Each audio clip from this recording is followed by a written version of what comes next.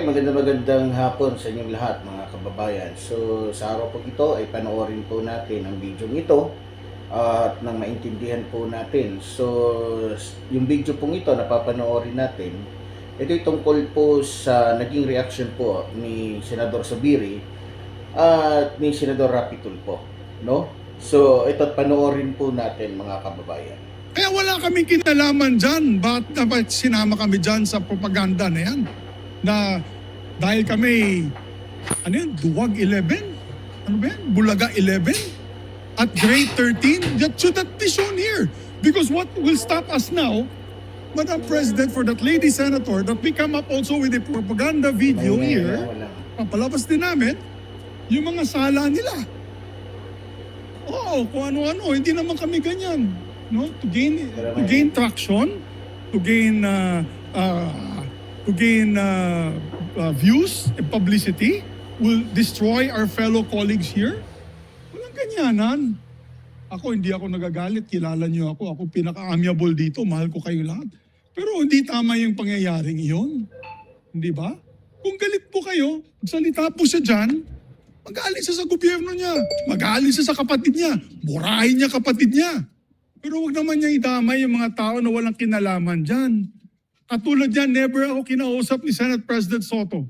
Never ako kinausap ng mga kasamahan ko dito about charter change. Kasi alam din nila, tutol ako. Tinanong ko din sila, wala silang kausap, wala silang kinalaman, wala silang alam sa charter change.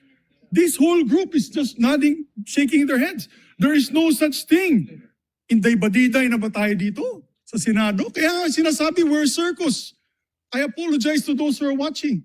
They think we're a circus. We are a circus because this type of language that we are pushing in this August chamber, it's unparliamentary, Madam President. It is unparliamentary. And I'll tell you now, these people here, ladies and gentlemen, in this body. So, napikon na yata si Senador Zubiri. At ang nakakatawa pa dito,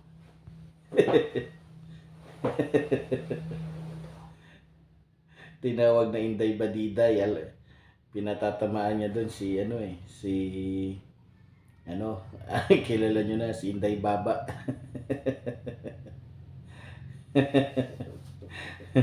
Tahimik na tahimik si Inday Baba na pangu naman yung ilong. So nanahimik siya. So naging iba yung reaction talaga nitong ni Senador Zubiri. So talagang sa tingin ko talagang napahiya itong pinatatamaan niya, at alam na alam ko kung sino, at alam niya sa sarili niya na siya yung pinapartingan ng mensahe ni Senador Zubiri. So sa totoo lang nagsalita din itong si Senador Rapi Tulfo.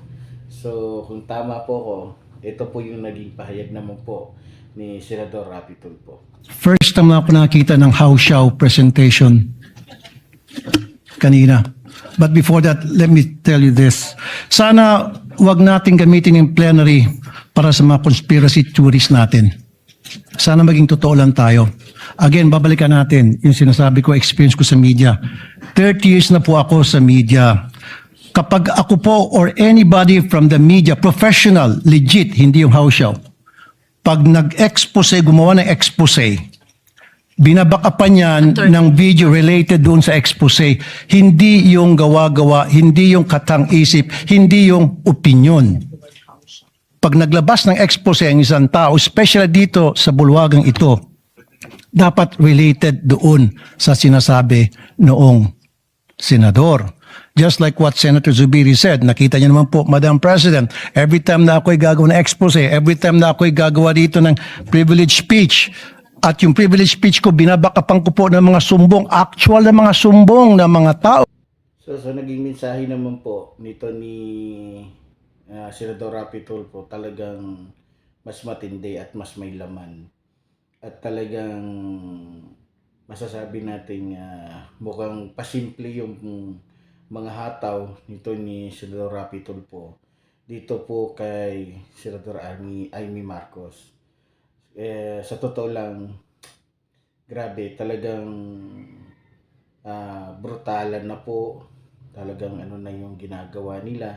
Kaya hindi na tayo magtataka kung bakit nagsasalita na talaga at hindi na makatiis itong ilang mga senador natin.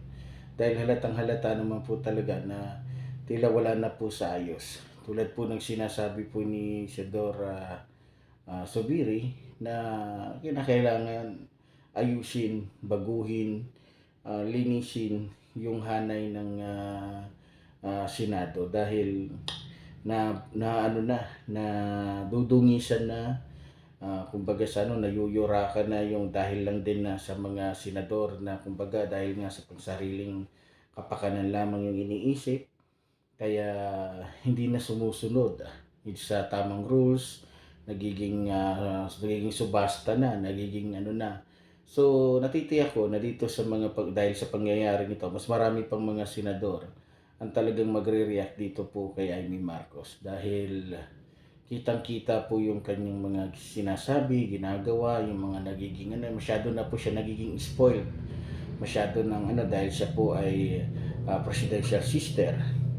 So alam ko na sa kabila nito may susunod pa mga komento, mga reaksyon na maririnig po natin mula po sa ilang mga personalidad, sa ilang mga kilalang tao sa usaping pong ito.